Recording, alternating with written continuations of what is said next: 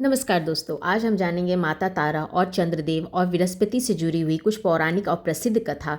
इस शास्त्रों में माँ तारा चंद्र विवाद के नाम से भी जाना जाता है। आज हम जानेंगे पूरी और सरल और शुद्ध भाषा में, जैसे कि माँ तारा चंद्रदेव और बृहस्पति की पत्नी की ये कथा है। प्राचीन काल में गुरुदेव बृहस्पति की पत्नी का नाम तारा था। तारा अत्यंत सुंदर, बुद्धिमान और तेजस्वी थी। वे धर्म और ज्ञान से निपुण थी। चंद्रदेव का मोह एक बार सोमदेव देव गुरु बृहस्पति के आश्रम आए। जब उन्होंने तारा को देखा तो उन्हें उनका सौंदर्य और बुद्धि से अत्यधिक मोहित हो गए। धीरे धीरे चंद्रदेव और तारा के बीच प्रेम उत्पन्न हो गया। कुछ समय के बाद चंद्रदेव तारा को अपने साथ चंद्रलोक ले गए। यह कार्य धर्म और विराद का, क्योंकि तारा पहले से ही बृहस्पति की पत्नी थी। देवताओं में विवाद होने लगा। जब बृहस्पति को इस बात का पता चला तो उन्होंने तारा को वापस लाने के लिए चंद्रदेव से आग्रह किया, लेकिन चंद्रदेव ने तारा को लौटाने से इनकार कर दिया। इससे देवताओं और असुरों में युद्ध जैसी स्थिति बन गई थी। बृहस्पति के पक्ष में देवता थे, चंद्रदेव के पक्ष में शुक्राचार्य और असुर थे। यह संघर्ष इतना बढ़ गया कि ब्रह्मा जी को हस्तक्षेप करना पड़ा। तारा की वापसी और सत्य, यानी कि ब्रह्मा जी के आदेश से चंद्रदेव को तारा को लौटाना पड़ा। कुछ समय बाद तारा ने एक पुत्र को जन्म दिया। बृहस्पति ने पूछा, यह बालक किसका है? तारा पहले मौन रही, लेकिन ब्रह्मा जी ने आग्रह पर उनसे सत्य बताया। यह पुत्र चंद्रदेव जी का है। इस बालक का नाम बुद्ध है, जो आगे चलकर बुद्ध तर्क और ज्ञान का देवता बनेगा। इस कथा का जो पूरा महत्व वो यह है कि यह कथा मानव भावनाओं, धर्म और कर्तव्य का संदेश देता है। बुध ग्रह का संबंधी इसी कथा से है। माता तारा को कुछ परंपराओं का ज्ञान, चेतना की देवी भी माना जाता है। अगर इसका पूरा निष्कर्ष निकाले इस कथा का, तो यह है कि मोह और इच्छा से बड़ा धर्म होता है। सत्य अतत सामने आता है। ज्ञान बुद्ध संघर्ष से भी उत्पन्न हो सकता है। आइए हम जानेंगे अब माँ तारा की दूसरी कथा।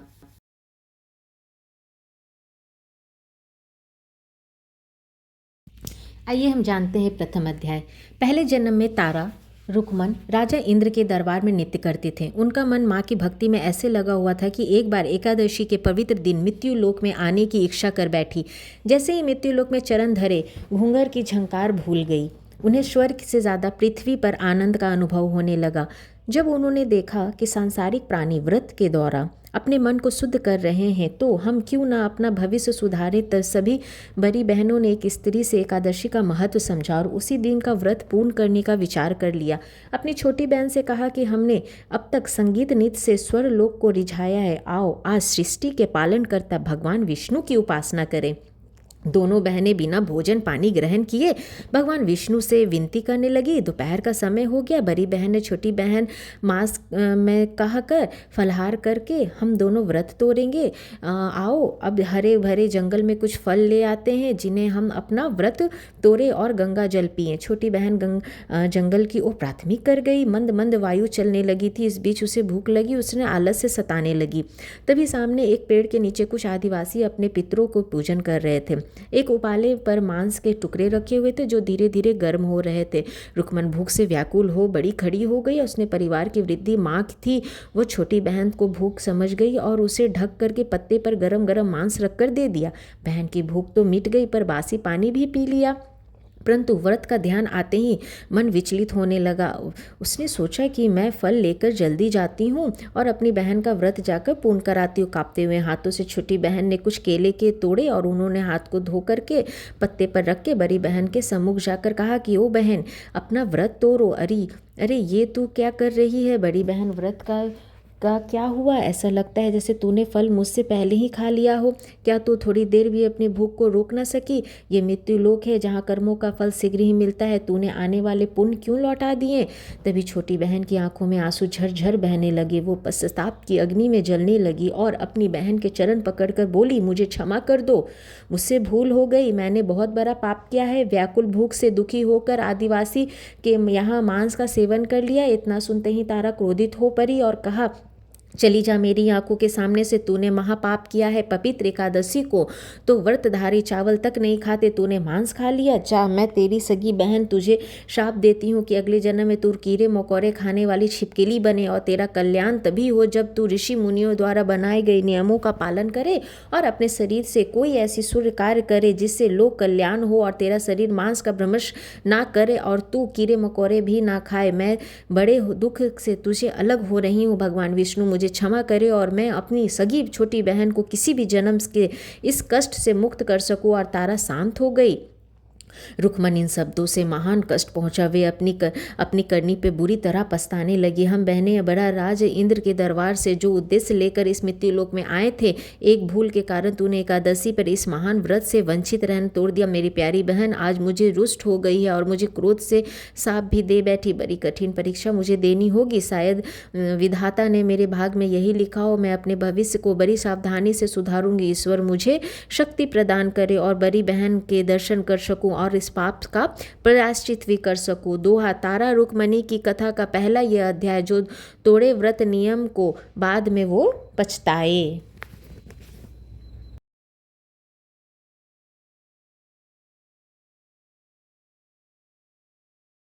आइए शुरू करते हैं हमारा दूसरा अध्याय माँ तारा की कथा में। शापित होने के बाद छोटी बहन मनुष्य योनि में छूट गई और छिपकली बनी। उसे एकादशी का व्रत का थोड़ा सा लाभ मिला। वह एक ऐसे आश्रम में पैदा हुई जहाँ हवन यज्ञ और सांस्कृतिक व भंडारे होते थे। इस आश्रम के मुख्य सांसारिक भगवान दत्तोश्रय और शिष्य गुरु गोरखनाथ थे, जिनकी पवित्र स्थन में ज्वाला देवी मंदिर के पास ही है। उस आश्रम में योग शक्ति साधना करने के लिए दूर दूर से साधु आया करते थे। शापित छिपकली हवन की लकड़ियों में चिपकती रहती थी। जो भंडारे में भोजन बनता था उसी का जूठन चबा चबा कर खाती थी। जैसे ही कोई आ जाता एकदम छिप जाती थी। संत दर्शन से उसका हृदय प्रसन्न हो जाता था, परंतु एक बात वो भूल नहीं पाती थी कि उसका कल्याण कैसे होगा। एक दिन दुर्वासा ऋषि का शिष्य, जिसका नाम कीर्तिमान था, वे माँ ज्वाला देवी के दर्शन को आया। उसके पास में एक शिला से बहता हुआ जल देखा। अपने ही कमंडल में उसे भरा और गुरु गोरखनाथ जी के आश्रम में समाधि लेकर लगाकर बैठ गया। आश्रम बहुत बड़ा था।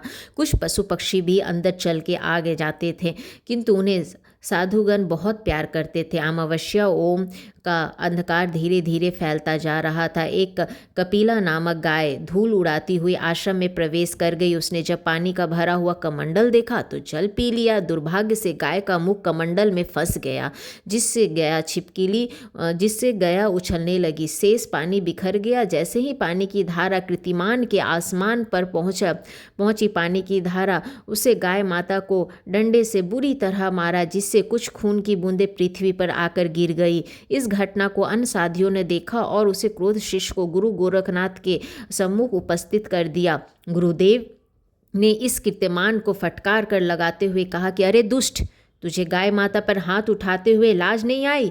तू कैसा साधु है? जैसे तेरे गुरु दुर्वासा क्रोधी रहा और तेरे संस्कार भी वैसे ही है क्या? चल जा मेरे आश्रम से, भविष्य में मुझे अपना मुख मत दिखाना। वो क्रोधी कीर्तिमान अपने मन में ईर्ष्या लेकर चला गया। उसके मन में यह संकल्प किया कि मैं इस अपमान का बदला अवश्य लूँगा। गुरु गोरखनाथ इस गाय को लेकर गौशाला आए और उसकी सेवा करनी प्रारंभ कर दी। तभी हल्दी का लेप लगाया, कभी ढक के पत्ते बांधे, सुंदर पशु आहार देते, धुएं से दूर रखते, धूप छाँव का ध्यान रखते, उसके घाव को अपने हाथों से सहलाते। हिंदू घरों में जो गाय माता की सेवा की जाती है उन सभी नियमों का पालन करते हुए गुरु को वास्तविक आनंद मिला। श्यामवर्ण गाय शीघ्र ही ठीक हो गए। तभी शिष्य ने स्मरण कराया, गुरुदेव अब हम इस गाय का दूध पुण्य कार्य में लगा सकते हैं। शरद पूर्णिमा आने वाली है। हम इस गाय का दूध निकालेंगे और संत महात्माओं के आसपास रहने वाले भक्तों को चंद्रमा की शीतल किरणों में खीर बनाकर खिलाएंगे। इसी गाय के दूध की खीर बनेगी और खीर के साथ स्वस्थ रोगियों औषधि भी देंगे।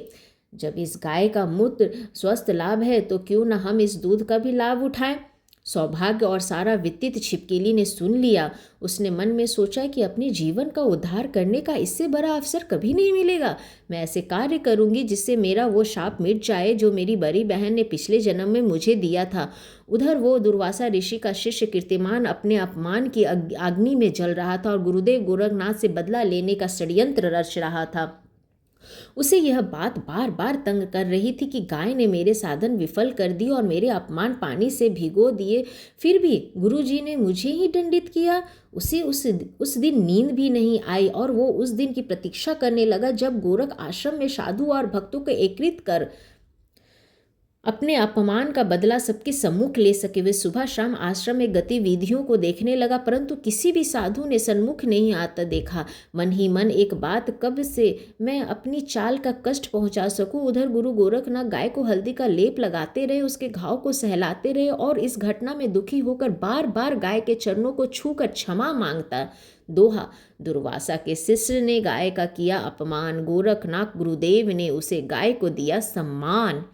तो इसी तरह हमारी माँ तारा की कथा में दूसरी अध्याय समाप्त होती है। आइए हम जाने तीसरे अध्याय।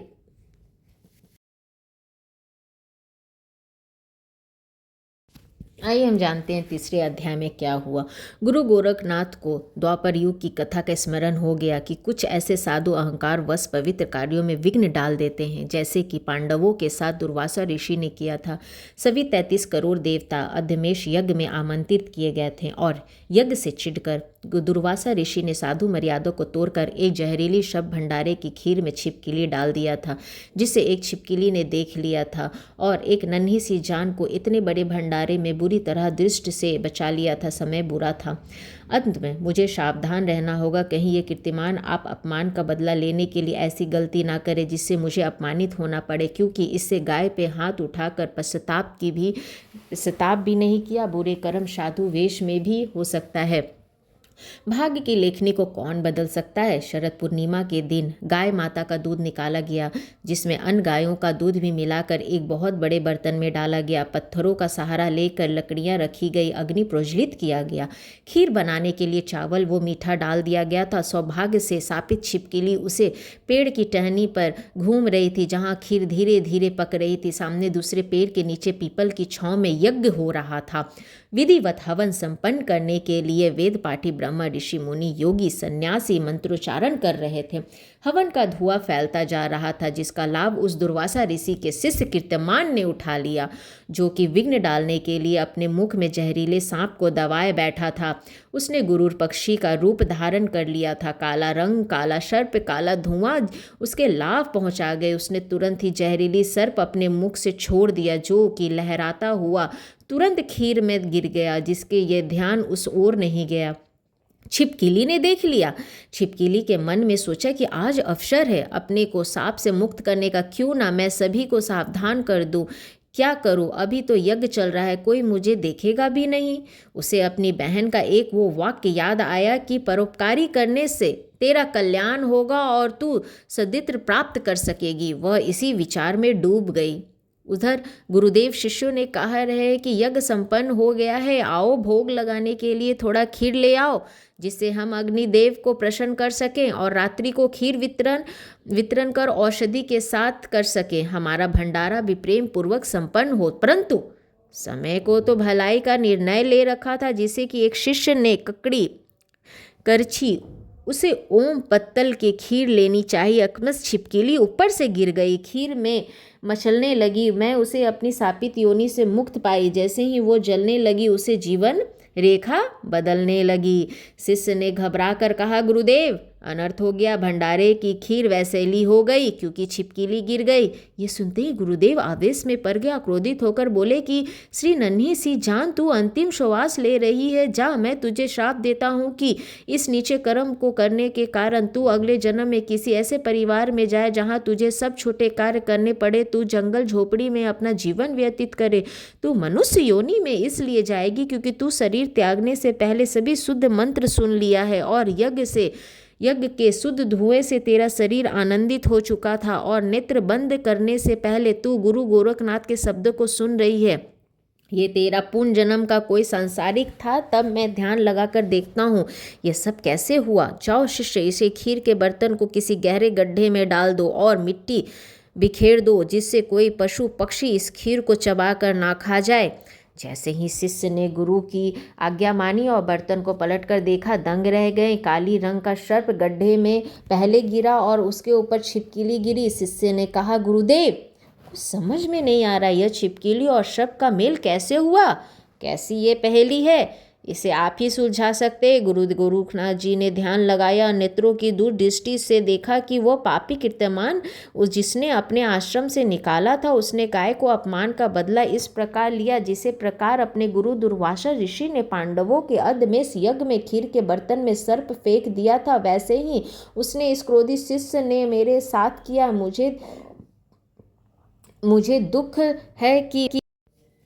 मुझे दुख है कि मेरे मुख से इस छिपकली के प्रतिकूट शब्द निकल गए, जिसने अपने शरीर के द्वारा हम सबको वैसेली खीर खिलाने से बचा लिया और इतनी बुरी दुर्घटना होने से हमें बचा लिया। जब ये वाक्य शिष्यों ने सुना तो दुखी होकर बोले, गुरुदेव, गुरुओं का वचन कभी खाली नहीं जाता, ऐसा तो होकर ही रहेगा। हाँ, एक बात सत्य है, यदि हम सब शिष्य मिलकर अपने चरण छूकर गुरु दत्तात्रेय से विनती करें कि साधु संतों को मरने से बचाने वाली ये छिपकली किसी ऊंचे घराने में जन्म ले और थोड़े समय के लिए सुख का अनुभव करे, यदि भगवान आपका वचन इसे बुरी परिस्थिति में ले जाए तो इसका नाम संसार में अमर हो जाए, इसकी भक्ति का फल मिले, इसका पूरा मान सम्मान इसे कभी कम ना होए। और इस तीसरे अध्याय का जो एक दोहा है आखिरी में वो बताना चाहूँगी आपको कि कर्मों का ये लेख है, मिटते नहीं मिटाए, कर्म ही एक उपाय है, अच्छे दिन जो दिखाए। तो यहीं पे समाप्त होता है हमारी माँ तारा की कथा का तीसरा अध्याय, और इसी तरह रोचक और पारंपरिक अध्यायों को हम जानेंगे अपने अगले अध्याय में, जो है हमारा चौथा अध्याय। तो चलिए चलते हैं हमारे चौथे अध्याय की तरफ।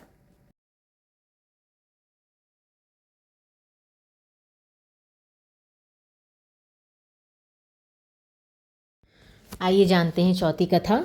नाथ संप्रदाय के साधुओं ने जो आशीर्वाद दिया उसका फल सर्वहितैषी छिपकली को मिला, जिसने सबसे प्राण बचाकर अपनी कल्याण का भी नहीं किया जा सकते और वातावरण स्वयं ही बन गई। माँ की ज्योति का प्रश्न उत्तर भारत के कोने कोने में था।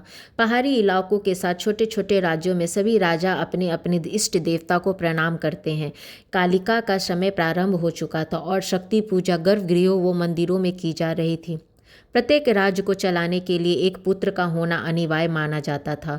इसी बीच एक ऐसे राजा की चर्चा चली जिसका राज जलंधर के आगे पंजाब क्षेत्र में था। उसका नाम राजा स्पर्श था, क्योंकि वे जिस वस्तु को छूते थे उसे लाभ ही लाभ होता था, अतः उनका नाम गुणों का आधार व राजा स्पर्श रखा गया। देवी भक्त राजा स्पर्श के घर का आंगन सूना पड़ा हुआ था, क्योंकि उनके महलों में तुतल्य लानी बोलने वाली कोई नहीं था। एक दिन राजा उदास मुद्रे में बैठा हुआ था कि रानी ने पूछा, किस विचार में मुद्रा में खोए हुए हो? राजा बोले कि माँ से संतान का दान मांग रहा हूँ। रानी मुस्कराकर चली गई। नवरात्रि की अष्टमी सभी की इच्छादायी फल प्रदान करती है। राजा स्पर्श ने सच्ची भावना से माँ से संतान का दान मांगा। जब राजा भक्ति में लीन था तभी माँ के गले में जो मनुष्य के जो पुष्पों के हार थे उसने उसे कुछ गुलाब की पंखुड़ी माँ के आसन पर गिरे। राजा ने उसे नैनों से लगाया और दौड़कर रानी से कहा, देखो, माँ ने हमें संतान का संकेत दे दिया है। ये फलदायक पुष्प है, उसे चांदी के कलश में डालो और पूर्ण आरती करने के बाद 40 दिन तक श्रद्धा पूर्वक चरणामृत के रूप में ग्रहण करो। मुझे पूर्ण विश्वास है कि माँ के दरबार से हमें निराशा नहीं होगी। राजा स्पर्श की खुशी का ठिकाना ना रहा। जब उसने महल के बधाई गीत गाए जाने लगे, रानी गर्भवती हुई और 9वें महीने बाद पूर्णमासी वाले दिन चंद्रकला समान एक राजकन्या ने जन्म लिया। राजा स्पर्श ने राजा दासियों को हीरे मोती के थाल भर भर के लुटाए, गरीबों को भोजन खिलाया, महल में मांगलिक उत्सव मनाया। इसी बीच राजा के मन में विचार आया कि मेरे राज्य के सुपुत्र हुए ही नहीं, फिर भी मेरे महल में किलकारी तो गूंज रही है। ये वरदान मेरी माँ ने दिया है जिसे मैं भूल नहीं सकता। तभी अपने मंत्री को पास बुलाया और राज ज्योतिषों से तुरंत मिलाने की इच्छा प्रकट की। राजा ज्योतिषों के समय नक्षत्र देखकर बताया कि राजन, तुम बहुत भाग्यशाली हो। ये कन्या तुम्हारा वंश आगे बढ़ाएगी, माँ दुर्गा का प्रचार करेगी, भूले भटकों को राह दिखाएगी। इसके हृदय में छोटी ज्योति के प्रति आस्था प्रेम है। जितना भी समय यह आपके आंगन में बिताएगी, ये भगवती माँ की पूजा करेगी, नवरात्रि, अष्टमी, पूर्णमासी का व्रत करेगी, परंतु जब भी एकादशी आएगा इसका मन विचलित हो जाएगा, क्योंकि पिछले जन्म में इसने नियम भंग करने के कारण अपनी छोटी बहन से श्राप दे रखा था। जब तक ये उस बहन से मिलेगी नहीं एकादशी को, यह थोड़ी निराशा ही लगेगी।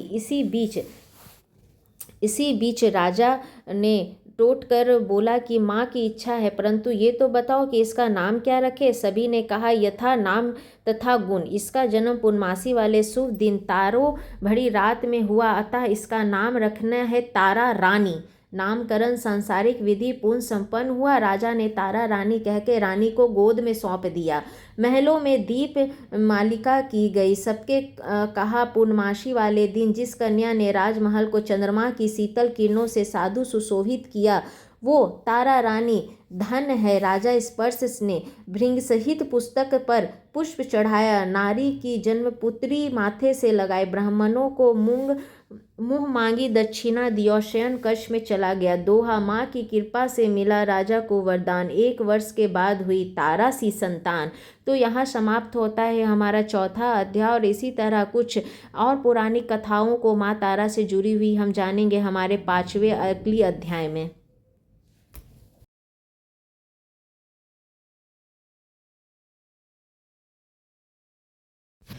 ईश्वर की लीला को जब तक कोई समझ नहीं पाया। आइए जानते हैं 5वां अध्याय। राजा स्पर्श के मन में पुत्र प्राप्ति की कामना रखी हुई थी, जिसके लिए वो ज्योतिषों से विचार विमर्श करते रहते थे, परंतु हर कोई उसे एक ही आशीर्वाद देता था कि तुम्हारा वंश आगे बढ़े, तुम सदा सुखी रहो, तुम्हारे परिवार में जो भी संतान हो वो माँ भागवती की उपासक हो। यह रहस्य का भेद तब खुले जब 10वें महीने में बड़े कष्टों के साथ राजा स्पर्श के आंगन में एक सांवले रंग की कन्या नन्ही सी कली बन के खिली। राजा बड़ी उत्साह था उसे देखने के लिए महलों में दौड़ा। उसे थोड़ी सी निराशा हुई, परंतु उसकी माँ की इच्छा को संघर्ष स्वीकार किया था। राजा ने ब्राह्मणों से पूछा, महाराजा, मैं इस कन्या को किस नाम से संबोधित करूं? सभी ब्राह्मण एकमत होकर बोले। सबका मन दुखी होकर रुक गया। उसका नाम रुक्मणी ही रखा जा सकता है। सोच में डूबे हुए राजा राज ज्योतिषों से पूछते हैं, आप सभी ने इस कन्या का नाम रुक्मन क्यों रखा? कौन सी ऐसी घटना है जिनसे इस नन्ही सी बालिका के जीवन में उथल पुथल कर रखी है? शयन कक्ष में यह करवट बदल बदल के किसे ढूंढ रही है और भगवती माँ की पूर्णता को देखकर शांत हो जाती है? इसे माँ का दूध अच्छा नहीं लगता, गाय का दूध पी लेती है, और जो भी इसे गोद में लेता है मचल मचल कर महल में बाहर होने के लिए करती है। ब्राह्मणों में रुक्मन के जिन्हों से उत्साहित नहीं हूँ, मेरे मन दान पुण्य करने से भी कोई नहीं कर रहा, मेरी शंका का निर्वाण करो। राजा ज्योतिषों ने मृत्यु भृंग संहिता खोली, कुंडली बनाई और रुक्मन के पूर्व जन्म का वर्णन सुनाना आरंभ किया। पहले कहा कि राजन, तुम निराश ना हो, क्योंकि माँ बाप जन्म के साथ होते हैं, कर्म के साथ ही नहीं होते। तुम्हारे साथ भी ऐसे ही हुआ है। पिछले जन्म की बात है कि रुक्मणी ने अप्सरा रूप में पृथ्वी पे चरण रखे थे और अपनी बहन के साथ एकादशी का व्रत भी रखा था। मांस खाने से भंग हो गया, जिसकी सगी बहन ने क्रोध में आकर इसे छिपकली बनने का श्राप दे दिया था। अगले जन्म में अपना कल्याण करने के लिए इसने गुरु गोरखनाथ के भंडारे में अपना शरीर गर्म खीर में डालकर साधु संत महात्माओं को जहरीली खीर खाने से बचा लिया, जिससे मृत्यु का तांडव रुक गया। क्रोध में गुरु ने श्राप दे दिया, जिसका पछतावा उसे बाद में हुआ, परंतु मृत्यु से बचने वाले शिष्य ने उसे आशीर्वाद दिया कि तुम्हारा अगला जन्म किसी उच्च कोटि घराने में हो, यही कारण है कि ये तुम्हारी बेटी बन के आई। इस बात को सुनकर राजा प्रसन्न हुए। राजा ज्योतिषी बीच में टूटकर बोले कि हे राजन, तुम्हारी ये प्रसन्नता थोड़ी ही समय की है, होने वाली बलवान है। अत्यंत इस शापित कन्या को अपने महल के पास जो जल की धारा है उसमें बहा दो, जिससे भी ये मिल जाएगी उसे उसका जन्म का अधिकार मिल जाएगा। इतना ही सुनते ही राजा स्पर्श मूर्छित होकर गिर पड़े।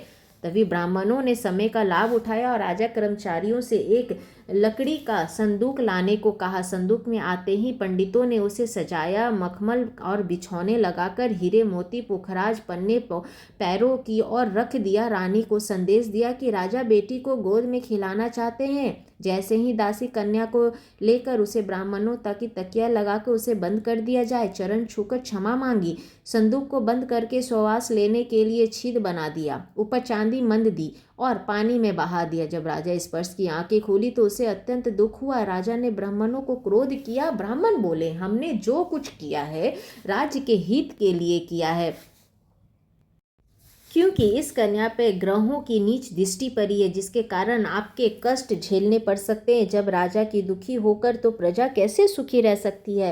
राजन, शोक मत करो, अपना ध्यान बड़ी पुत्री तारा की ओर दो, क्योंकि हम भविष्य जानते हैं। तारा रानी यह सुनकर महल में चली आई। दोहा, रुकमन के जीवन की उलझन राजा समझ ना पाया। पुत्री से था मोह हो गया, रोके महल में आया। यह था हमारा 5वां अध्याय और अब हम चलेंगे हमारे 6ठे अध्याय की ओर और यहाँ भी जानेंगे कि किस प्रकार से संदूक में जो समेटा हुआ था वो भंवर में डगमगाया, क्या हुआ आगे हमारे 6ठे अध्याय में हम जानते हैं। तो बने रहिए हमारे साथ और पूरी वीडियो को अंत तक देखें। अंधेरी रात में पानी की लहरें धीरे धीरे अपने आंचल में एक संदूक को समेट रही थी। संदूक कभी भंवर में डगमगाने लगता, कभी बिछौरे रुककर उसे संभाल लेती, क्योंकि उसमें एक ऐसी कन्या जा रही थी जिसकी जीवन कहानी सूर्योदय की पहली किरण के साथ बदल जाएगी। अकस्मात संदूक कांकड़े की सीमाओं के पास रुक गई, जहाँ पर एक ब्राह्मण एक हरिजन नदी के किनारे स्नान कर रहे थे। ब्राह्मण जब जल के लोटे में सूर्य देवता को नमस्कार कर रहे थे तो उसके हाथ से लोटा एकदम नीचे गिर गया। उस पर सूर्य की किरणें धीरे धीरे प्रकाशमत हो रही थी। तभी उसे सामने एक बहता हुआ संदूक दिखाई दिया। उसने उसे अपनी ओर लाने का प्रयास किया, परंतु संदूक पानी में लहरों में दूर चला गया। तभी पास में जो हरिजन लोहे के तसल्ले में रेत छान कर सोना चांदी ढूंढ रहा था, वो ब्राह्मण से बोला, महाजन क्या हुआ। ब्राह्मण बोले, किसी राजा का लूटा हुआ सामान इस संदूक में भरा हुआ है। अवसर हुई कि चोरों ने इसे खजाने को राजमहल से पानी में बहाया होगा। उसे चोरों ने अपने आने के पहले क्यों ना हम इसे ले ले और धनी बन जाए। हरिजन बोला, मैं तैरना जानता हूँ, आप आपस में आधा आधा हिस्सा बांट लेंगे। पहले हिस्से पे ब्राह्मण देवता आपका अधिकार होगा और ऊपर के हिस्से में मेरा अधिकार होगा। हम दोनों जल देवता के सम्मुख वचनबद्ध हैं। और वो हरिजन छलांग लगाकर कूद गया। जब वो हरिजन संदूक किनारे पे लाया, एक बड़े पत्थर से उसे ताला खोला। अचानक अंदर से एक बालिका के रोने की आवाज़ आई। दोनों घबरा गए। तुरंत संदूक के ढक्कन को ऊंचा कर गया और वो कन्या मुस्काने लगी। उसे गरीब हरिजन ने कहा कि ब्रह्म देवता, देखो, तुमने ऊपर वाले का न्याय, नीचे की ओर जो सामान पड़ा है वो तुम्हारा अधिकार होगा। दूसरी हिस्से में जीवन सुधार है। मेरे विवाह के कई वर्ष हो गए, मैं संतान से अब तक विमुख हूँ। मेरी धर्मपत्नी महाकाली की उपासक है और वो संतान का दान मांगती रहती। आज माँ ने मेरी इच्छा पूर्ण की। ब्राह्मण ने उस गरीब हरिजन को आशीर्वाद दिया कि इस कन्या ने एक ही स्थान में हमें लाभ दिया है। इसका जन्म संसार के भेदभाव मिटाने के लिए ही हुआ होगा। मेरा आशीर्वाद है कि यह अपने कार्य में सफल हो। उधर गरीब हरिजन की स्त्री देख रही थी कि आज पतिदेव देर कैसे हो गए, सूर्यदेव हो चुका है और कब तक प्रतीक्षा कर रही हो। मेरा मन घर में कार्य को क्यों नहीं लग रहा, क्या कारण है। वे काली माँ के आगे हाथ जोड़कर विनती करने लगी कि हे माँ, मेरे आंगन में कोई एक ऐसा बालक भी नहीं है जिसे मैं भेजकर पति की नदिया तट से बुलवा सकूं। क्या मेरा जीवन ऐसे ही अकेलेपन रहेगा। तभी अचानक उसे द्वार पे खटखट की आवाज़ सुनाई दी। वो दौड़ी आई और देखती है कि उसके पतिदेव के गोद में एक छोटी सी नन्ही सी मुस्कुरा रही कन्या है। उसने झट से उसे गोद में लिया और चूमने लगी। उसका पति बोला, अरे भाग्यवान, जल देवता ने हमें अपना आशीर्वाद दिया है। किसी को समुंदर के जल में हीरे मोती और शंख सीप मिलते हैं, हमें तो हमारी छोटी सी नदिया ने हमें मुस्कुराती हुई छोटी सी कली दी है जो जल में बहती हुई आई है। अब हम इसे पाल पोस कर बड़ा करेंगे, विवाह तक अपना धर्म निभाएंगे। सौभाग्य से जल के पास रुकने के कारण बिरादरी के लोगों ने उसे छोटी सी कन्या को रुको रुको कहना प्रारंभ कर दिया। वो जहाँ भी जाती थी सभी प्यार मिलता था। माँ भगवती भी भगवती के मंदिर में वो एकांत में बैठ जाती, माँ की मूर्ति को निहारती, मंदिर की सफाई करती, देवी माँ के नवरात्रि में अपनी माँ की उंगली पकड़ कर माँ के दर्शन करने जाती। इससे अच्छे संस्कारों से परिवरिश हुए परिवार सुखी हो गया। उसे छोटी सी अवस्था में ऊंची नीची का ज्ञान हो गया। रुक्को ने कांगड़ा और ज्वाला देवी के पहाड़ों पर अपने जीवन के मधुर क्षणों को व्यतीत किया। जहाँ जहाँ भी एकादशी पूर्णमासी की कथा सुनने को मिलती थी, वहाँ वहाँ वो देवी देवताओं को अपना नमन करती, परंतु उसका मन भगवती माँ काली के चरणों में ही लगा रहता था। धीरे धीरे समय परिवर्तन हुआ। रुक्को की विवाह योग्य हो गई। माँ बाप को विवाह की चिंता सताने लगी। एक दिन कांगड़ों ने एक बड़े परिवार के यहाँ संदेश आया कि हमें रुक्को के गुणों के बारे में पता चला है। हमारा परिवार कांगड़ों के महल की सेवा करता है, किसी भी प्रकार की कोई कमी नहीं होगी। हम देवी माँ के भक्त और उसकी कन्या ढूंढ रहे हैं जिसके धर्म में आस्था, और रुक्को के माता पिता ने इस संबंध को स्वीकार किया और विवाह के दिन निश्चित हो गए। वैवाहिक औपचारिकता को पूर्ण की गई। दिवाली के बाद रुकमन का विवाह कल्याण नामक एक हरिजन के साथ धूमधाम से संपन्न हुआ। सारे परिवार ने लाडली रुक्को को ज्वाला देवी के गांव से कांगड़े के लिए विदा कर दिया। रुकमन की सास इतनी सुशील बहू को पाकर अत्यंत प्रसन्न हुई। उसके ससुर भी यह जानकर प्रसन्न हुए कि हमें एक अच्छा परिवार मिला। पति पत्नी सुखपूर्वक रहने लगे। दोहा, मिलीजो के बीच में हरिजन गले लगाए, जन्मों के भेद को कोई समझ न पाए। तो इसी प्रकार हमने जाना छठा अध्याय के बारे में। अब हम जानेंगे सातवें अध्याय के बारे में। माँ तारा की इस कथा में हमारे साथ बने रहिए और आखिरी तक हमारे वीडियो को देखिएगा। अगर आपको हमारा ये कथा अच्छा लगा हो तो प्लीज़ मुझे लाइक शेयर एंड सब्सक्राइब करना ना भूलें। और कथा को सुनने से हमारा मन शांत होता है, तो ज़रूर से ज़रूर सुने। तो चलिए चलते हैं हमारे सातवें कथा के बारे में।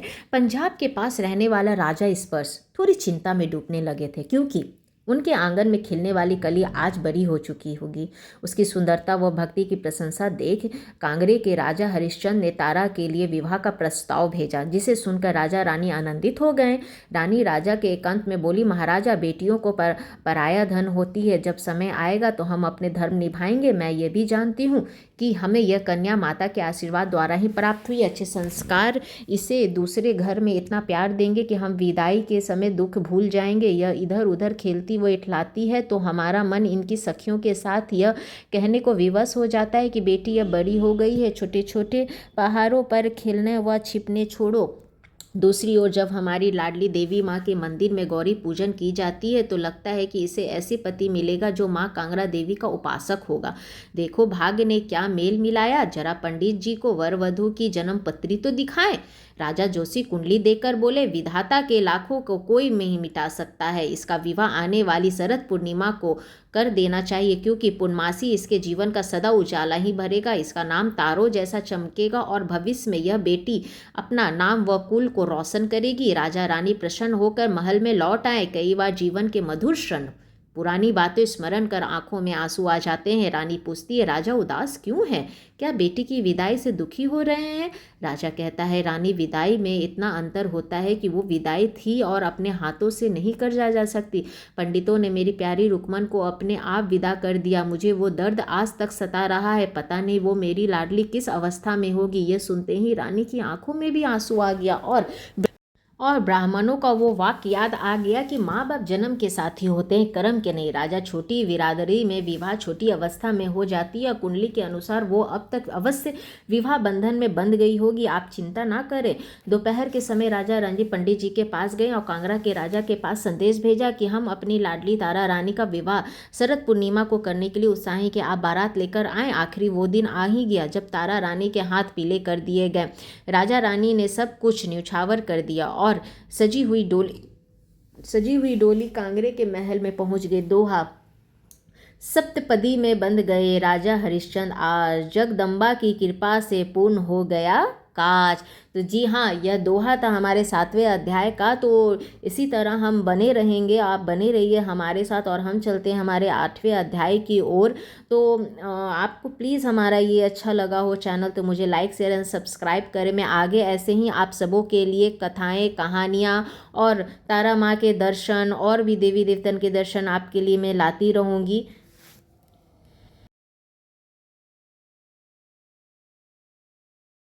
तो हमारे 8वें अध्याय में हम जानेंगे कि जीवन का सुख लेते हुए माँ की कृपा से तारा की गोद में एक बालक खेलने लगा, जिसे लेकर राजा रानी मंदिर में आते हैं और प्रसन्न रहते हैं। बालक सुंदर महलों के आंगन में खेलता और उच्च शिक्षा ग्रहण करता। राजा हरिश्चंद्र के महल में नवरात्रि पूजन होती थी। शुक्ल पक्ष की अष्टमी को देवी जागरण का मधुर झंझार गूंजता था। जब पूर्णमासी आती थी तो माँ का मंदिर सजाया जाता था, खीर बांटी जाती थी। प्रत्येक त्योहार आनंद उत्साह के रूप में संपन्न होता था। छोटे से बालक के मन में भक्ति की ज्योति जगी और एक दिन वो तारा से पूछता है कि माँ, अष्टमी की पूजा रात को भक्त ऊंचे ऊंचे माता के जयकारे लगाते हैं और माँ की प्रशंसा में गीत गाते हैं। माँ, मुझे बहुत अच्छा लगता है। डमरू की झंकार सुनकर मैं गदगद हो जाता हूँ। तभी तारा बेटे को सिर पे माथे पे हाथ फेरती हुई बोली, हम सबकी पालन पोषण करने वाली माँ जगदम्बा ही है, जो हम सबके कष्टों का निवारण करती है। यही माँ का सारे संसार का पालन करती है। इनके चरणों में बैठकर सारी रात जागरण इसका भजन करना भगवती जागरण कहलाता है। वो जीव बड़ा भाग्यशाली होता है जो अपनी माँ का आदर करता है और इसे जगत जननी के लिए अपने शरीर को कष्ट देकर उस रात्रि में गुणगान करता है या सुनता है, जो रात विश्राम के लिए बनाई गई है। मेरे लाल, मैंने तुझे ही इसी दरबार में पाया है। अब तेरे 5वें जन्मदिन पर मैं अपने महल के मंदिर में माँ का जागरण कराऊंगी। आसपास सभी को निमंत्रण भेज दूंगी। अब जा महल के विश्राम कर। शीघ्र ही पूर्णमासी की वो रात आ गई जिसे हम सुपुत्र का जन्म दिवस था। महल के द्वार पर फूलों से वंदवारण सजाया गया। धीरे धीरे रात्रि को भक्तगण महल के अंदर प्रवेश करने लगे। श्री गणेश नवग्रह पूजन पंडित जी द्वारा संपन्न हुआ। माँ की मूर्ति के सम्मुख मिट्टी के बर्तन रखे गए। गाय के गोबर से शुद्ध उपेले घी और मेवे के साथ जलाकर गाया गया मंत्रों के द्वारा देवी वंदना प्रारंभ हुआ। डमरू, थाली वो तालियां बजाकर सब भक्तगण माँ का गुणगान करने लगे। राजा हरिश्चंद्र व तारा रानी परिवार सहित बैठे। जब ये मधुर झंझार रुकमन के परिवार को सुनाई दी, तभी रुकमन की सास बोली, बहू रानी, हम राजा हरिश्चंद्र के यहाँ सेवा कार्य करते हैं। मैं थोड़ी अस्वस्थ हूँ, क्यों ना तू वहाँ सेवा करने जा सकती है? रुकमन ने कहा, माँ क्यों नहीं, मैं भी तो जाकर देखूं कि वहाँ कौन सा आनंद उत्सव चल रहा है। रुकमन ने अपने हाथ से नारियल की झाड़ू ली और महल की ओर चल दी। जैसे ही वो द्वार पे पहुंची, द्वारपाल ने कहा, कहाँ जा रही हो? रुकमन बोली, हम यहाँ के कर्मचारी हैं। मेरी सास ने मुझे सेवा के लिए भेजा है। परंतु द्वार पे खड़ा 2 कर्मचारी नहीं माना। जागरण की मधुर झंझार के रुकमन की इच्छा शक्ति बढ़ गई और वो अंदर जाने का उपाय सोचने लगी। उसे झाड़ू में इतनी धूल मिट्टी उड़ाई कि वे कर्मचारी आंखें मलने लगे। रुकमन की झाड़ू छोड़ श्रद्धापूर्वक हाथ धोए और कोने में बैठकर माँ से विनती करने लगी, माँ, तेरे सुंदर स्वरूप के दर्शन मैंने पहली बार किए हैं। क्या मैं आगे नहीं जा सकती? तेरे दरबार ऐसा भेदभाव क्यों? इतने में क्या देखती है कि पटरानी तारा आकर उसे पूछती है कि तुम कौन हो, कहाँ रहती हो, यहाँ कैसे आई हो? रुकमन कहती है कि मैं राजा रानी, मेरे परिवार आपके यहाँ सफाई कर्मचारी कार्य करते हैं। मुझे मेरी सास ने भेजा। मैं अपने कार्य को भूल गई और मेरा मन माँ के चरणों में जुड़ गया। क्या मैं भी ऐसी जागरण नहीं करा सकती? तारा बोली, क्यों नहीं, तू माँ से कुछ मांग के तो देख। रुकमन बोली, रानी, मेरा विवाह तो 4 वर्ष हो गए। मेरे गोद में अब तक सुनिए, मुझे भी एक चरणों में आशीर्वाद मिल जाता। तभी तारा माँ की जोत के पास गई और फल फूल बतासे लेकर आई। उसे रुक्मणी की झोली में डालकर बोली, इस प्रसाद को तेरे घर में संतान का योग बनेगा। रुक्मण ने कहा, बहन, मैं अपने घर यह सोचकर जा रही हूँ कि जब भी मेरा संतान होगा मैं माँ का जागरण अपने घर में कराऊंगी और आपको अवश्य बुलाऊंगी। तारा ने मुस्कुराते हुए रुक्मन को विदा कर दिया। कोई उसे देख ना ले। रानी जी, मुझे जागरण के महत्व को समझा दीजिए। तारा रानी बोली, मैं तुझे समझाती हूँ। भगवती जागरण कराने के लिए अपने मन को पहले धारणा करानी पड़ती है, तभी माँ की कृपा आती है। तुझे मैंने जो फल दिया है उसे प्रातः स्नान करने के बाद खा लेना और बतासे परिवार में बांट देना। फिर अमावस्या पूर्णमासी की रात्रि में अपनी सुविधा अनुसार जागरण करा लेना। मैं तुम्हें भी बताना चाहती हूँ कि जागरण नाम जागृत लाने से है। जब शरीर में कष्ट देकर शरीर सारी रात माँ की आराधना की जाती है तो माँ उस पुकार को अवश्य सुनती है। रात्रि शांति होती है और इसमें भजन करने का अधिक महत्व होता है। हमारे ऋषि मुनि योगी रात को जागरण महाकाली का भजन करते हैं, तब माँ आकर उनकी रक्षा करती है। संसार में योगी भोगी ये सभी जगाते हैं, परंतु गृहस्थी जब भी माँ की ज्योति करते हैं, माँ की ज्योति करते हैं तो 3 प्रकार की होती है। जो ज्योति मंदिर से तांत्रिक जगाते हैं वो महाकाली की है, जो ज्योति तेल से जगाई जाती है वो माँ सरस्वती की है, और जो ज्योति जागरण में गृहस्थ जगाते वो माँ लक्ष्मी की है, जिसे हम सत्यराज तन 3 रूपों में पूजते हैं। भैरव जी के आगे सिंदूर और तेल का दीपक जलाने का विधान है। रुक्मन ने कहा, रानी मैंने भगवती जागरण के बारे में सब कुछ समझ लिया है। आइए जानते हैं इस 8वें अध्याय के दोहे के बारे में। ऊंच नीच का भेद मिटे, सबका हो कल्याण, तारा से रुक्मन को मिला बहुत बड़ा सम्मान। तो यहीं पे समाप्त होता है हमारा 8वां अध्याय, और 2 अध्याय हमारे समस्त बाकी। तब तक आप हमारे साथ बने रहे। चलिए चलते हैं हमारे 9वें अध्याय के बारे में जानते हैं।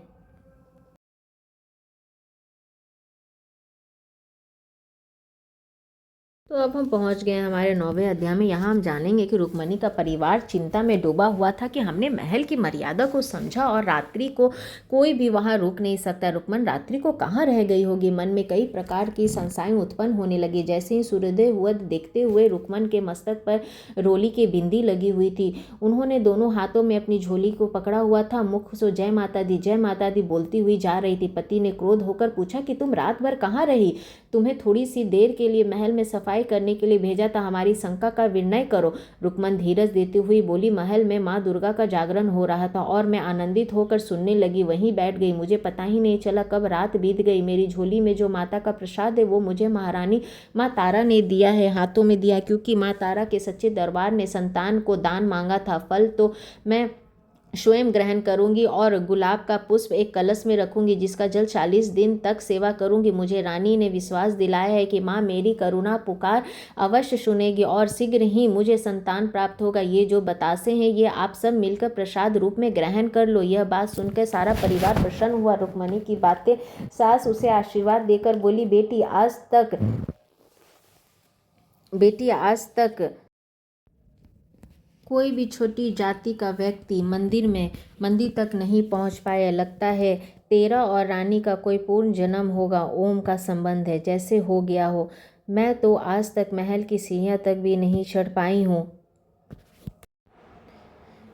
ध्यान है मेरे सांवल माई, बेटी तू सदा सुहागन रहे। रुक्मण नियम के अनुसार सब कुछ करने लगी जैसे उसे तारा रानी ने बताया था। 2 मुंह ओम के बाद रुक्मण संतान पाने के योग्य हुई और 9 महीने के बाद एक फूल सा बालक उसकी गोद में खेलने लगा।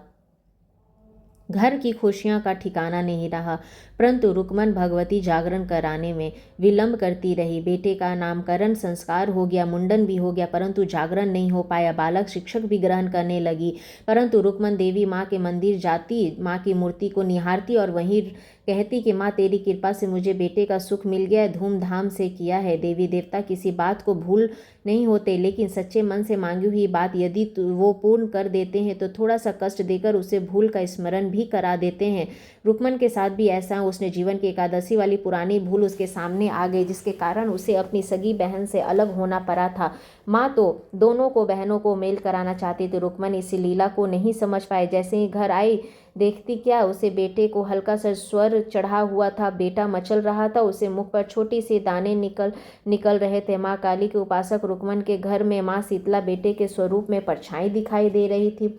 रुक्मण को अपनी भूल पर पछतात होने लगा। उसकी माता को क्षमा मांगी और कहा, अब मैं तेरा जागरण अवश्य कराऊंगी, कृपा मेरे बेटे को शीघ्र ही ठीक करा दो। उसके चांदी का सिक्का अपने बेटे के माथे पर लगाया और जागरण के नाम पर माँ काली के चरणों में रख दिया।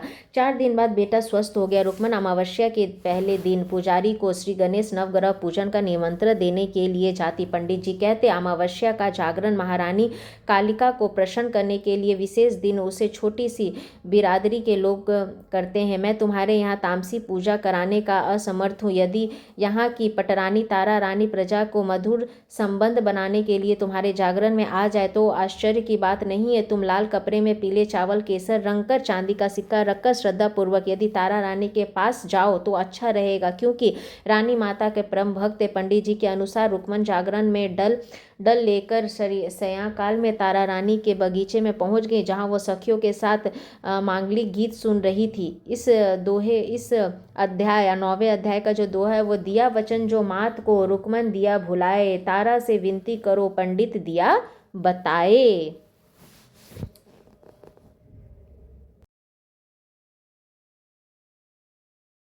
तारा रानी जब अपनी सखियों के साथ जब मंगल गीत का आनंद ले रही थी तो एक सखी ने रुककर कहा, महारानी जरा सामने देखो, ये कौन स्त्री धीरे धीरे महल के बगीचे में प्रवेश कर रही है, इसके साथ एक छोटा सा बच्चा भी है। तारा ने सखियों को रोककर कहा, मैं देखती हूँ। तभी रुकमन बोली, जय जय देवी राजी रानी, मैंने अपने दरबार में ये बेटा पाया है। माँ की जोत के आगे मैंने कहा था, यदि तेरे संतान हुआ तो जागरण अवश्य कराऊंगी। मुझसे भूल हो गई, आज मैं अपने अपराध की क्षमा मांगने आई हूँ। जब तक आप मेरी झोली में चरण में नहीं डालेंगी तब तक मेरे जागरण पूरा नहीं हो पाएगा। मैं आपके स्मरण करना चाहती हूँ, जब आप मेरी झोली में प्रसाद डाला था तो मैंने आपको वचन दिया था कि जब कभी मेरे यहाँ जागरण होगा तो मैं आपको अवश्य बुलाऊंगी। ये लो, जागरण में डाल कर कल अमावस्या की रात है महारानी कालका ने नाम का डमरू मेरे आंगन में गूंजेगा और आप अपना वचन निभाने अवश्य आएंगी। तारा ने श्रद्धापूर्वक डलों को मस्तक पर लगाया और मुस्कुराती हुई चली गई। जहाँ अच्छाइयाँ होती हैं वहाँ बुराइयाँ भी जन्म ले ही लेती है, जिसका श्रेय भद्रसेन नाई को जाता है। जब राजा हरिश्चंद्र स्नान कराने से पहले नाई के मुख में बालों को सफाई करा रहे थे तो भद्रसेन आग्रसन बोल बैठा, महाराजा क्षमा करो, हाथ हिलाने के कारण आपका मुख का दाना छिल गया है, थोड़ा सा खून निकल गया है तो आप मुझ पर क्रोध कर रहे हैं। मैं क्या करूँ, मैं तो विचारों में डूबा हुआ था कि आप अपने इतने महान राजा हैं, उच्च कोटि के सम्मान व्यक्तियों से आपका स्वभाव है, आप अपने पद के अनुशासन अच्छे लोगों से मिलते हैं, दूसरों को अपनी धर्म पत्नी तारा छोटी जाति के लोगों को मित्रता बनाते हैं। मुझे कहते हुए लाज आती है कि राजा रात्रि तारा रानी भील ने नगरी में रुकमन हरिजन के यहाँ महाकाली के ज्योतिर्लिंग का दर्शन करा रही थी, उसे सम्मुख न्योते स्वीकार किया। क्या यह बात मर्यादा के अनुकूल है? राजा क्रोधित होकर बोला, भद्रसेन यदि यह बात गलत है सिद्ध हुई तो मैं इसी तलवार से तुम्हें दंड कर दूंगा। और राजा ने तलवार की धार से अपनी छोटी सी उंगली में थोड़ा सा काट लिया और रानी को जाकर बोला, देखो तलवार अंदर रखते समय मेरी उंगली कट गई, घायल हो गया, मैं इस पीड़ा को सहन नहीं कर पा सकता और रात्रि में सो नहीं पाऊंगा। मुझे धीरज देने के लिए तुम्हें मेरे दाएं पैर के सिरहाने पर रहना होगा, इससे मैं पूर्णतः विश्वास कर सकूंगा। तारा राना के बात को समझ गई। उसे लगा कि राजा को किसी और ने जागरण में जाने के बारे में बताया। अमावस्या की काली रात्रि को उन्होंने मना करके महारानी का कालका का नमस्कार किया। एक छोटी सी चौकी मिट्टी की बनी हुई थी, एक त्रिशूल बना हुआ था जिस पे लाल रंग का सिंदूर लगा हुआ था, एक और सरसों के तेल का दीपक जल रहा था, दूसरी ओर मंदिर का दीपक जल रहा था, बीच में पके हुए मिठास चावल रखे थे, मिट्टी के बर्तन में उपेले में ज्योत जल रहा था जिस पे गाय के शुद्ध घी के धीरे धीरे डाले जा रहे थे, लौंग की भीनी भीनी खुशबू आ रही थी, एक शुद्ध डमरू बज बज के नृत्य कर रहे थे, जय भवानी सबको बुला रहे थे। झोपड़ी के द्वार पर रुकमन के पति कलावा बैठे हुए थे। रुकमन घड़ी घड़ी उठती और थोड़ी देर पे जाती और फिर वापस आ जाती। उसका पति कहता कि रानी नहीं आएगी, चल अंदर चल जाके बैठ जा, थोड़ी जाति वालों को नहीं पूछते। दोहा रुकमन के घर जागरण महाकाल का ध्यान निंदत में चुगली कर राजा गया पहचान। अब हम जानेंगे हमारे 11वें अध्याय के बारे में।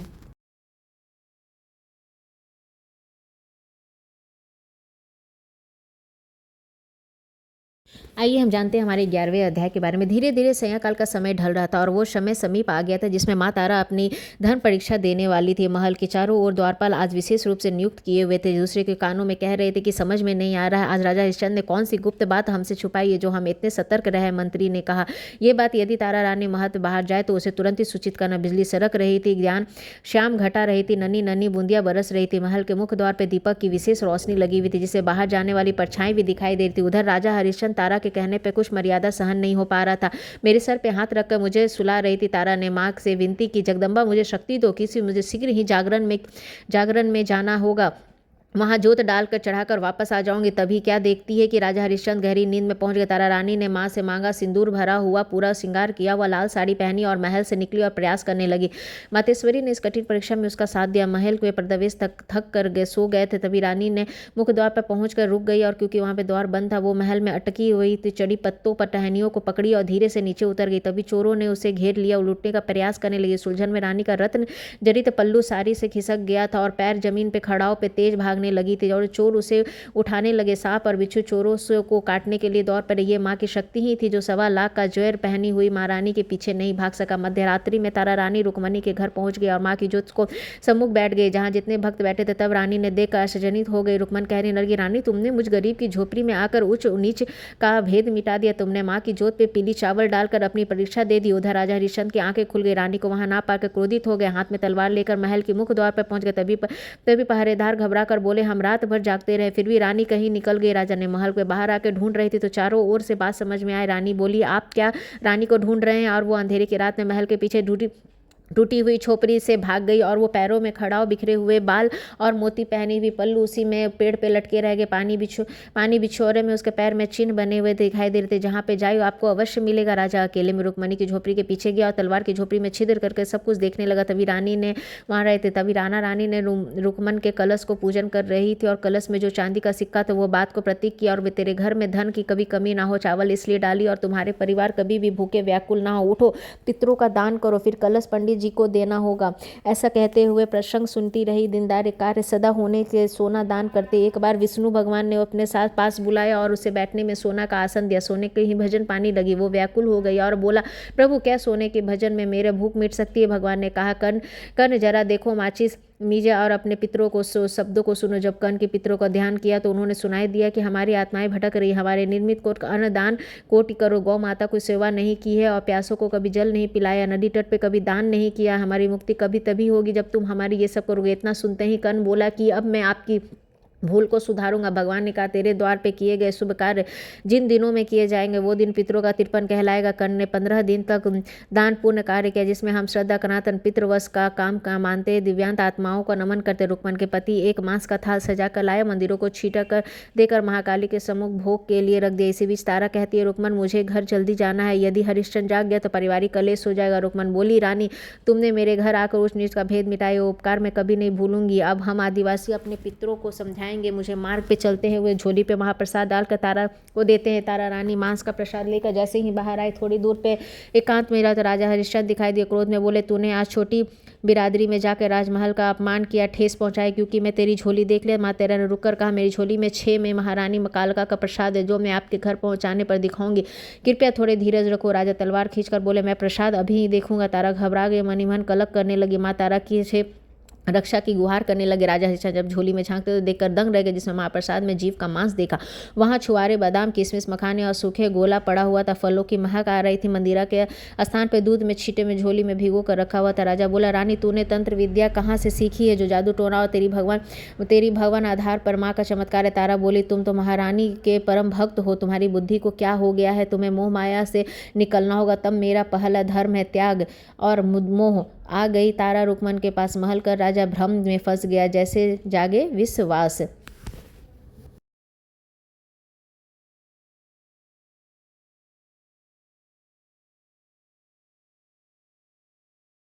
राजा के मन की शंका कैसे दूर हो। तारा यही सोचती रही कि महल में जा गया, इतना क्या देखता है। राजा हरिश्चंद्र तलवार लेकर बेटे के सया कलश में जाकर अपनी शीश काट देते। तारा ने घबरा के पूछा, राजा तुमने ये क्या किया? राजा कुछ नहीं बोला, घुसा कर अपने दौर पर और जाकर घोड़े की शीश काट दिया। और रानी ने बोला, मैं तेरी माँ की शक्ति देखना चाहता हूँ। माँ कटे हुए मांस को जब मेवे में परिवर्तित कर सकती है तो मांस को क्यों नहीं? तारा ने बड़े धीरज के साथ राजा कर्मचारियों से कहा कि 2 बड़े बड़े पीतल के कढ़ाई ले आओ, एक बेटे का मांस डालो और दूसरे में घोड़े का मांस डालो, दोनों की लकड़ियों को रखो। तारा ने मंत्र बोलकर सूखी लकड़ियों को अग्नि में प्रज्वलित कर दिया। जब मांस में बर्तन पूर्ण रूप से गर्म हो गए तो धुआं निकलना बंद हो गया था। तारा ने बड़े बड़े थाल मंगाया, बेटे के मांस वाले बर्तन को छड़की घुमाई और मांस के साथ बेटे को छोटी सी उंगली में हीरे की अंगूठी दिखाई दी।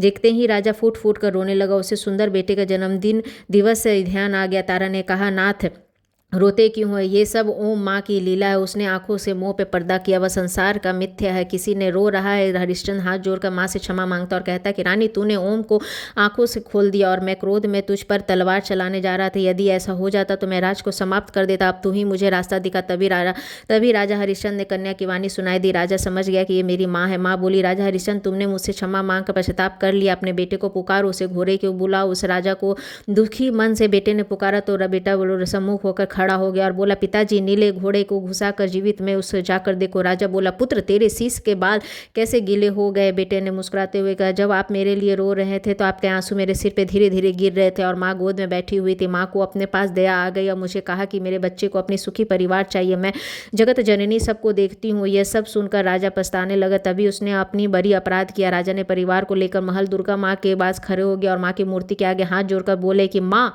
मेरा पुत्र जीवित है, घोड़े की घुसाल में है और वो गरम गरम मांस किसका है? मैं आपको क्या करूं? माँ भगवती की ज्योति से वाणी निकल सुनाई देती, हे राजन तू दुख से सारा रात जागता रहा, जिसका फल मैं तुझे अवश्य दूंगी। जाकर बर्तनों में देख। राजा ने आनंद के ठिकाना नहीं रहे। उसने उठा देखा, बर्तनों में जाकर देखा तो मांस में वहीं पर खड़ा वहीं पर पड़ा हुआ पीले रंग का हलवा बना हुआ था। उसे दूसरी कढ़ाई में झांका तो नीले रंग का स्थान था जिसमें हल्के नीले रंग के ओम रखे हुए थे। तभी माँ की वाणी गुजरते हुए राजा से कहा कि इस प्रसाद में मेरी जोत के सामने 5 हिस्से में रख दे, क्योंकि प्रसाद की कभी त्यागना नहीं चाहिए। राजा पहला हिस्सा भोग, दूसरा हिस्सा तेरा, तीसरा हिस्सा रानी, चौथा भोग बेटा और 5वां भोग नीले घोड़े का है। राजा ने 5वें भोग को स्वीकार करे। इसके बाद 7 कन्याओं का पूजन और लौकड़ों में पूजा विविधित कराने। कन्या पूजन इसलिए अवश्य है, कन्या के 2 घरों में उजरत करती है, अन्नपूर्णा बनकर भोजन प्रदान करती है, दूसरा घर के दूसरे घर जाकर माँ का संसार का सुख प्रदान करती है। सुनो, कन्या पूजन इस प्रकार करो। पहले कन्या चरण धो, उस आसन में बैठाओ, मस्तक पर रोली तिलक लगाओ, दाएं हाथ में कलावे बांधो, शीश पे चुंडियां ओढ़ाओ, दक्षिणा अर्पण करो, आशीर्वाद दो, हलवे चने का प्रसाद लगाओ।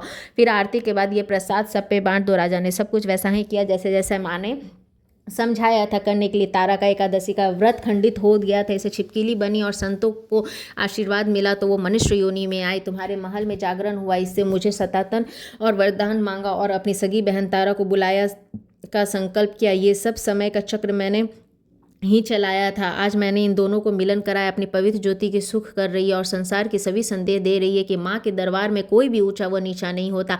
इसके दरबार में कभी भी कोई भी प्रकार के भेदभाव नहीं रखे जाते। माँ ने तारा रुक्मन को गले मिलाया और कहा कि तुम दोनों बहनों कार्य करो और अति प्रसन्न हूँ। मैं तुम्हारे आशीर्वाद देती हूँ कि तुम्हारा यश भक्त लोभ कथा के रूप में जानेंगे, गाएंगे। जहाँ भी कभी भगवती जागरण होगी तब तक वहाँ तुम्हारी जीवन की कथा जरूर सुनाई जाएगी, जो जागरण संपूर्ण नहीं मानी जाती। राजा हरिश्चंद्र ने राजऋषि से वस्त्र त्याग दिया था, बोला माँ मैं अपने नाम का प्रचार घर घर कर करूंगा और अपना जीवन धन्य बनाऊंगा। माँ ने सारे परिवार को सदा सुखी रहने का आशीर्वाद दिया और आरती करने के बाद आदेश दिया।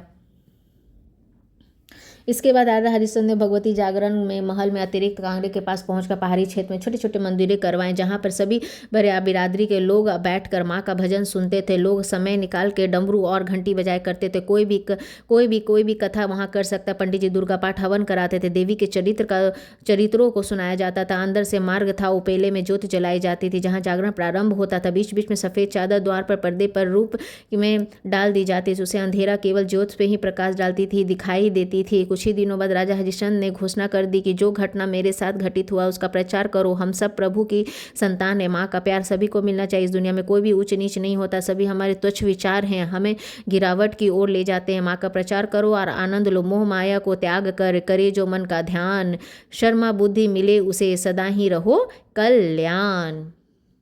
आइए हम जानते हैं ध्यानु का ध्यान कैसे करते। तो श्रीमद् देवी भागवत के प्रसंग आता है कि महावेदी मुनि ने जब राजा सूरत और वैश्य के माँ को शरण में लगाया था तो मोह माया से अलग किया था। तब दोनों ने उत्तम देवी सूत का जाप किया था। यहाँ आ तक कि हवन में अपने शरीर के रक्त को 3 वर्ष तक बलि के रूप में चंडिका देवी में प्रसन्न किया था। राजा सुथर ने भी अगले जन्म में शत्रु सेना नष्ट करने का वर मांगा था, परंतु वैश्य के ज्ञान और भक्ति का वर मांगा था और कहा माँ प्रत्येक जन्म में मुझे आपका ध्यान चाहिए। माँ ने देवी भक्ति की इच्छा पूर्ति की और उसे वैश्य परिवार में ही जन्म लिया था और अपने चरणों का ध्यान किया था, जिससे उनका नाम ध्यानु पड़ा। और हवन यज्ञ में जिस प्रकार उसने पिछले जन्म में रक्त की बलि दी थी, उसी प्रकार अगले जन्म में भी अपना शीश काट कर रक्त की बलि दी। ध्यानु ने अपनी भेंटों से नानादो शब्द का प्रयोग कर अपने रहने वाले परिचय दिया। वैसे ही भक्त में ध्यानु का जन्म हुआ था।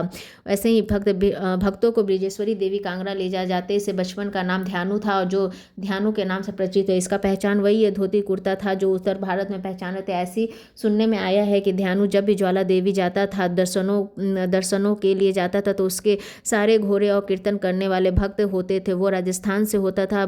भरतपुर, मथुरा, होडल से दिल्ली प्रवेश करते थे। फिर भी दिल्ली की यात्रा पर हमें ध्यान देना होगा क्योंकि यहीं पर पहाड़ों की टीला थी। उसी टीला के बीच में एक दिन अकबर बादशाह ने ध्यानु को टोका और कहा कि आगे की यात्रा तुम्हें यहीं दूंगा। अब मैं ज्वाला माँ का कोई चमत्कार दिखाएगा। अकबर ने अपने प्यारे घोड़े का शीश काटकर अपने जोड़ने लगा। ध्यानु ने सारी रात जागरण कर माँ का भजन किया, प्रसन्न किया। घोड़े जीवित हो गए। ध्यानु ने प्रसन्न होकर वहीं लाल रंग का झंडा फहराया जिसपे हम झंडे वाला लाल भी कहते हैं।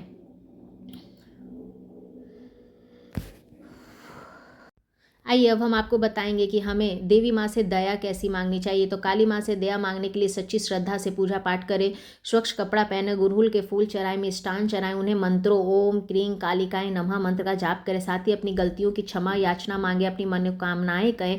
खासकर शुक्रवार और शनिवार की रात को पूजा करना काफ़ी शुभ माना जाता है। स्नान करके वस्त्र बदले, स्नान करके स्वच्छ लाल या सफ़ेद वस्त्र, आप काले वस्त्र ना पहने।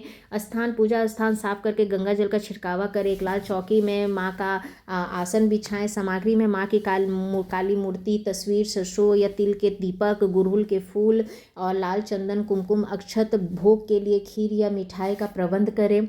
और सबसे पहले हम गणेश की पूजन करेंगे, उसके बाद माँ काली का आवाहन करेंगे, फिर हम माँ को अर्पण करेंगे जल, फूल, दीप, धूप, अक्षत, भोग। फिर हम माँ के मंत्रों का उच्चारण करें, ओम क्लीं कालिकाय नमः 108 बार जाप करेंगे, या फिर अगर आप ज़्यादा पुनीत है तो 1008 बार भी आप कर सकते हैं। और आप खुद मंत्रों का जाप ना कर सकते हैं तो आप किसी भी ब्राह्मण से, पुरोहितों से ये करवा सकते हैं। शक्तिशाली मंत्र ऑप्शनल है, क्लीं क्लीं क्लीं क्लीं हीं क्लीं दक्षिणे कालिकाय क्लीं क्लीं क्लीं हीं हीं हंग हंग स्वाहा। पाठ के अंतिम में काली चालीसा का पाठ करें, अंत में आरती करें, क्षमा याचना करें। आपसे अगर कोई भूल चूक हो गई हो तो उसे क्षमा मांगे, बला बुद्ध मुक्ति व विजय की प्रार्थना करें। शुक्रवार और शनिवार को रात्रि मध्य रात्रि में आप पूजा कर सकते हैं। संकल्प करें, व्रत या पूजन का संकल्प ले, पूर्ण श्रद्धा से करें। शुद्धता, बासी या अशुद्ध भोग माँ को ना चढ़ाएं। हमेशा माँ की पूजा में शुद्धता का ध्यान आप ज़रूर रखें।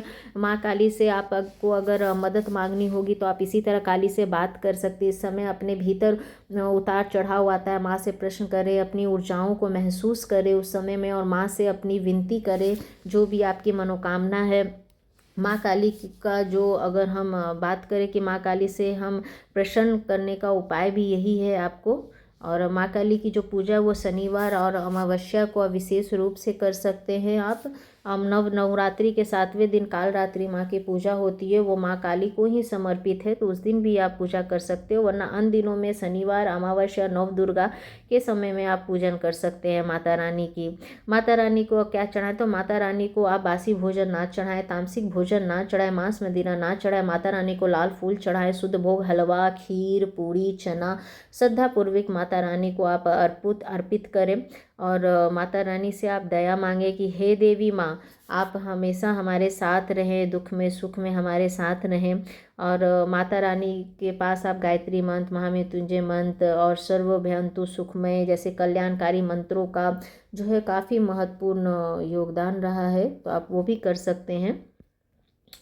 और अगर आपको मेरा ये वीडियो अच्छा लगा तो प्लीज़ प्लीज़ प्लीज़ मुझे लाइक, शेयर एंड सब्सक्राइब करना ना भूलें, और इसे आप ज़्यादा से ज़्यादा लोगों को शेयर करें।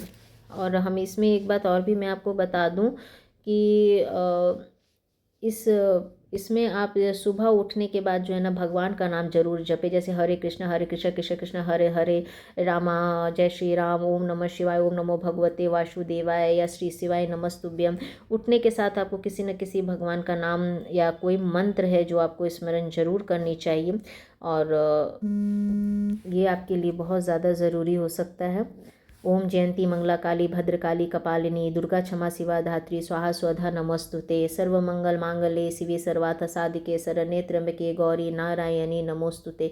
देहि में सौभाग्यमारोग्यम, देहि में परमं सुखम, रूपम देहि जयं देहि यशो देहि जिसो दहि। ओम ऐं ह्रीं क्लीं चामुंडाय विच्चे। तो ये कुछ माता रानी के मंत्र हैं। अष्टमी के दिन भी माता रानी की काफ़ी मुख्य पूजा होती है, जिसमें हम काल भैरव की रात में पूजा करते हैं, जिसमें हम स्नान करते हैं, संकल्प लेते हैं, स्थापना करते हैं, मंत्र पढ़ते हैं। काली अष्टमी की पूजा में जैसे नारियल इमरती जरूर शामिल करते हैं। इस दिन कुत्ते को रोटी खिलाना होता है। जागरण करना काफ़ी शुभ माना जाता है, जिससे भय रोग बाधाएं दूर होती है। और फिर स्नान करके आप स्वच्छ वस्त्र धारण कर सकते हैं। माता की मूर्ति स्थापना करें, दीपक जलाए सरसों के तेल या तिल के तेल का। माता रानी को लाल चंदन, फूल, माला, भस्म अर्पित करें। मंत्र जाप आप कर सकते हैं, ओम काल भैरवाय नमः का, ओम ह्रीं बटुक अपदुविधरणाय कुरु कुरु